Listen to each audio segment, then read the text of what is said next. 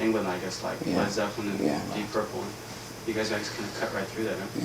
Yeah. The thing is, you were getting a lot of attention from England, though. Uh-huh. Why do you think that is? Well, they're you know, pretty hip in England. You know, they see something good, they they pick up on it. And Like the whole punk thing would have never made it in the States. I mean, nobody would have gave them a chance. Like, nobody would have signed any of those bands. Like where in England they all got signed. When you first heard like the Sex Pistols, what did you think?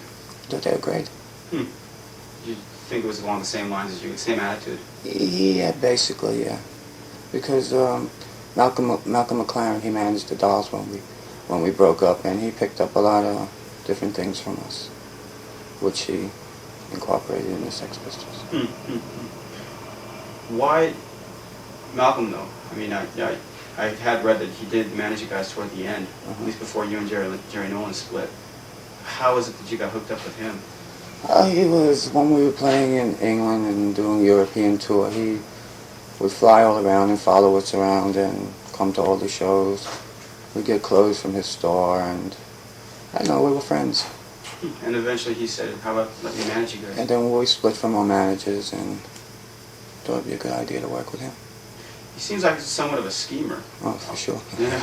I talked to him as well, but he's also very intelligent, very articulate. I'm sure he could talk you guys into anything. Just about.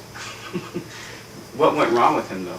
I mean, you and Jerry eventually split. Well, we were in Florida at the time. You know, we were doing these really chump gigs. You know, and we had about 4 or 5 new songs, right?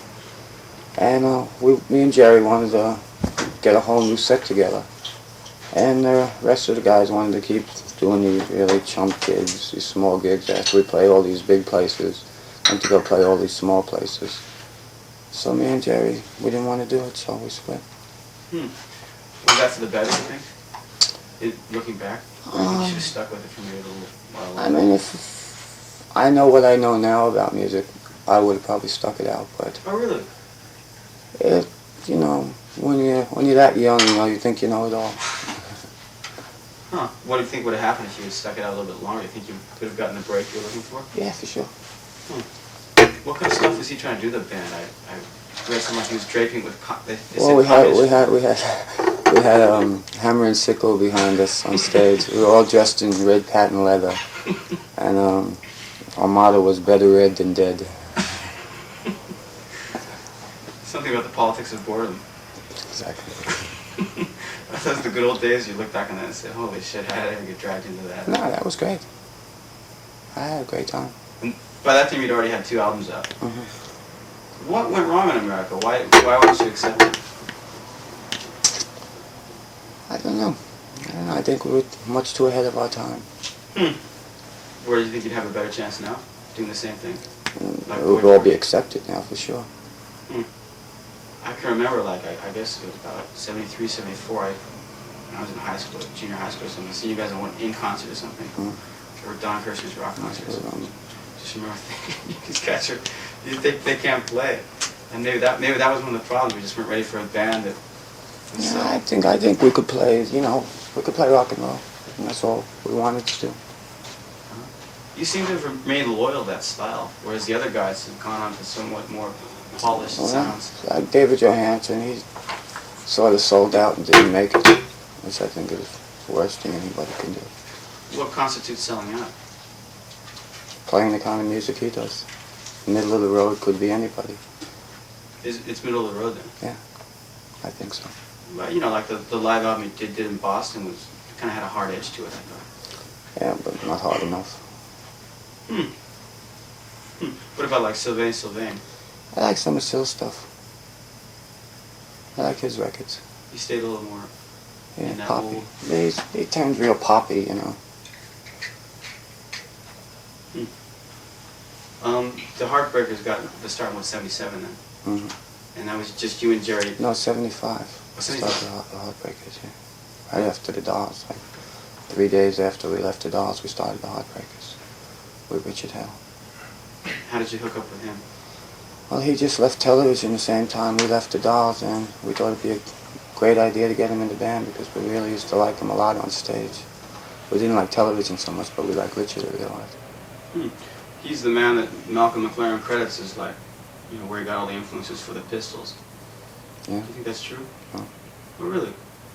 What type of act was he doing at the time? Well, yeah, to an extent, yeah. I don't think totally, though. I think, yes, they ripped up clothes and all that. They got that from Richard. But musically? Not musically, no, not at all. What type of stuff was he doing? Kind of avant-garde kind of stuff. It wasn't rock and roll Richard was playing.